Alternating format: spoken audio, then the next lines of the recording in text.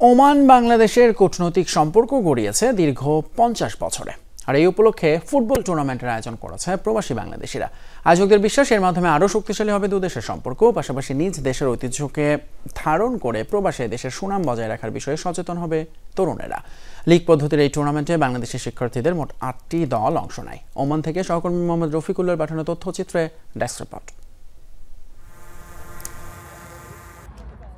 দীর্ঘ 50 বছর পূর্ণ করেছে ওমান বাংলাদেশের কূটনৈতিক সম্পর্ক। তাই বিশেষ এ দিনটিকে স্মরণীয় করে রাখতে ফুটবল নিয়ে মাঠে নামে প্রবাসী বাংলাদেশিরা।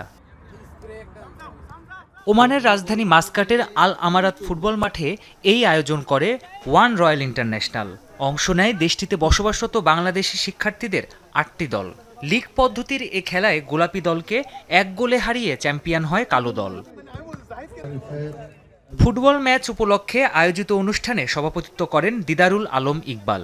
খেলা দেখতে গ্যালারিতে ভিড় জমান প্রবাসী বাংলাদেশিরা। খুবই উপভোগ করতেছে এরকম একটা অনুষ্ঠান এবং খেলাধুলা। এই খেলাধুলার মাঝে তাদের অনেক কিছু ডেভেলপ হওয়ার পসিবিলিটি আছে।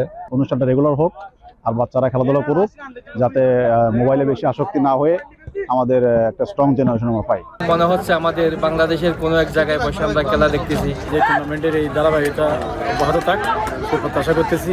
টুর্নামেন্টে প্রধান অতিথি ছিলেন ওয়ার্ল্ড এনআরবি সিআইপি অ্যাসোসিয়েশনের সাধারণ সম্পাদক ইয়াসিন চৌধুরী। তিনি বলেন, এ ধরনের ফুটবল ম্যাচ আয়োজনে দুদেশের মধ্যে ভ্রাতৃত্বের বন্ধন আরও সুদৃঢ় হবে। আমি মনে করি এই টুর্নামেন্টের মাধ্যমে আমাদের ওমান এবং বাংলাদেশের যে রিলেশনশিপ, আমাদের যে ভ্রাতৃত্বের বন্ধন, এটি আরো সুদৃঢ় হবে। ওয়ান রয়্যাল তো সবসময় চেষ্টা করে যে কোনো ভালো কাজে অংশগ্রহণ করতে। আমরা চেষ্টা করি আমাদের যে 120টা দেশে অপারেশন আছে সব জায়গায় সাংস্কৃতিক বা তাদের কৃষ্টি কালচারকে ভ্যালু দেওয়ার। খেলা শেষে চ্যাম্পিয়ন, রানার্স আপ ও সেকেন্ড রানার্স আপ দলকে মেডেল ও ট্রফি প্রদান করা হয়। প্রাণপ্রতিম কুণ্ডু, যমুনা নিউজ।